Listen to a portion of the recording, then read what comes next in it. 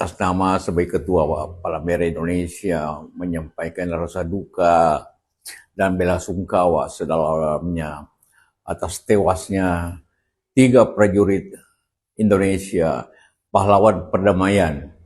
Assalamualaikum warahmatullahi wabarakatuh.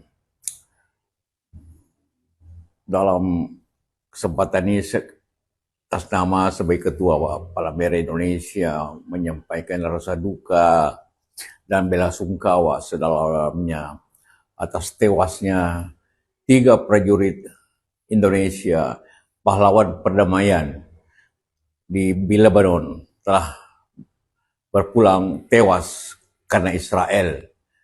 Israel memang tidak memilih-milih apakah tugasnya perdamaian atau apapun, dia akan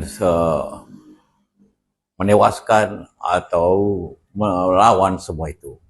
Karena itulah maka kita harus hati-hati, kita harus tegas menghadapi Israel itu. Itulah tentu yang Indonesia dalam posisi seperti itu. Sekali lagi saya atas nama Palang Merah Indonesia yang punya juga tugas kemanusiaan, menjaga perdamaian dan juga menjaga hal-hal tentu menjaga arah kemanusiaan. Dan itulah sekali lagi saya mengucapkan duka cita dan bela sungkawa atas tewasnya 3 prajurit kita yang berjuang di Lebanon untuk perdamaian. Ya, dan tentu pesan pemerintah memberikan suatu tanda penghargaan yang baik dan juga memberikan jaminan kepada keluarga yang ditinggalkan. Karena mereka itu melaksanakan tugas nasional dan internasional atas nama PBB dalam tugas-tugas tersebut. Variety of political viewpoints. We are impartial. We don't have skin in the game here. We're here to report what is happening. In this case, this is a very serious incident. A peacekeeper is dead. For the moment, we don't have a lot of information. There was an explosion that occurred near a vehicle that was in Bani Hayyan. And peacekeepers were injured. We're working to confirm the details of exactly what happened and the nature of the injuries. And so this is an ongoing process. So unfortunately, I don't have details to share with you now. As soon as I do, I can let you know. But this is something that, again, we remind all of the actors who are involved in this conflict here in South Lebanon that they have an obligation to ensure the safety and security of peacekeepers. And that obligation includes avoiding activities, including their combat activities, that might put peacekeepers at risk. Last night, one of our positions was hit by a projectile that exploded and caused very serious injuries to 2 peacekeepers who were nearby. One of the peacekeepers, unfortunately, succumbed to his injuries last night. The other was airlifted to a hospital in Beirut, where he underwent surgery and is stable, but very seriously injured. But we're hopeful that he will recover. We express our sincerest condolences to the family, friends, colleagues of the fallen peacekeeper, and wish a swift and speedy recovery for the peacekeeper who was injured.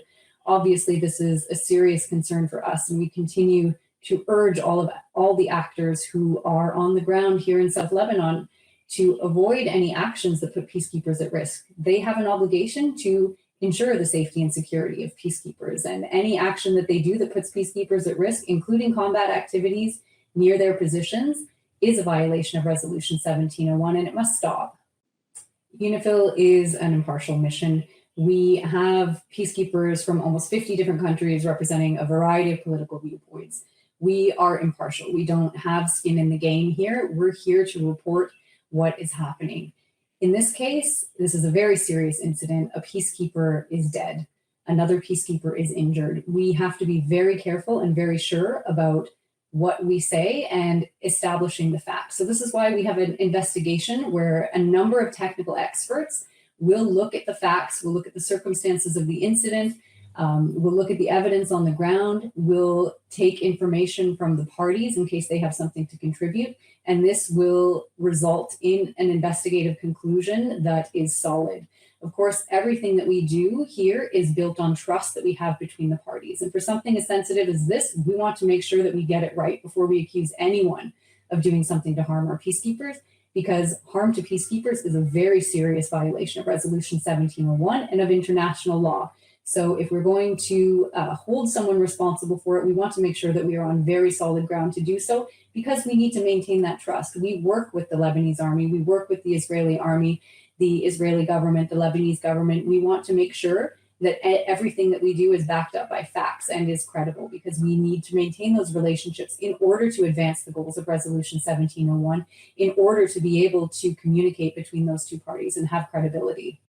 Indonesia has made an immense contribution to peacekeeping and to UNIFIL in particular.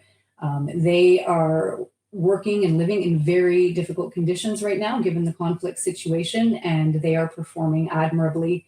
It is a tragedy what happened yesterday. It is a tragedy for any peacekeeper to lose their life, and for any peacekeeper to be injured. And our thoughts are with their families and with the Indonesian people at this very difficult time.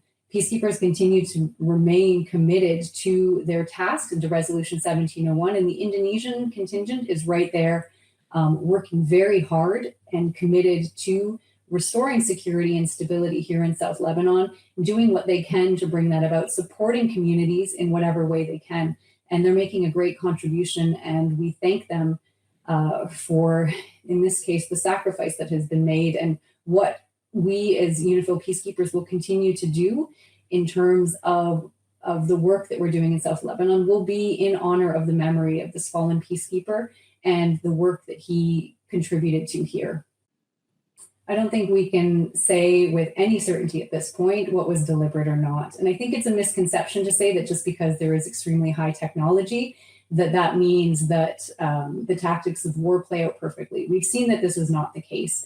Greater technology does not mean greater accuracy, does not necessarily mean anything. There are still misunderstandings, there is still human error that is part of the process. And so this is something that the investigation, for example, will look at to determine whether there was a miscalculation, a misunderstanding, a malfunction. These are all things that even with the best technology can happen, and these are all things that we will consider as part of the investigation.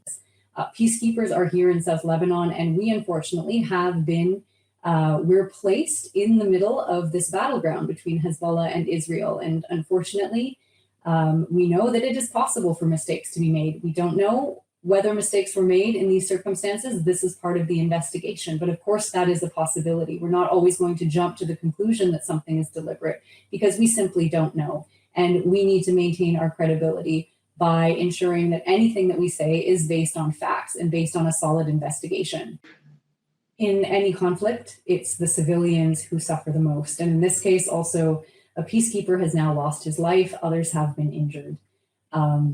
If this conflict were not happening, many things would be very different. This is a theoretical situation that I wish were the case. I wish that we were not here in this situation where 500,000 people have been displaced from the south, have had their lives uprooted. They don't know if they're going to come back. Hundreds, even 1,000 people have been killed. Many more people injured. This is a terrible tragedy. People on both sides of the blue line are suffering because of this conflict. If this conflict were not happening, many people's lives would be much improved. This is why peacekeepers continue to remain present here. We continue to do what we can, even despite the very difficult circumstances, even despite the risks that are presented to us in doing this work, because we believe that it is very important that we do what we can to work toward restoring that security and stability that we once had, and so that people who live on both sides of the blue line can return to some kind of normalcy in their lives. Subscribe, share, like, and comment. Subscribe, share, like, and comment. Subscribe, share, like, and comment. Subscribe, share, like, and comment. Subscribe, share, like, and comment.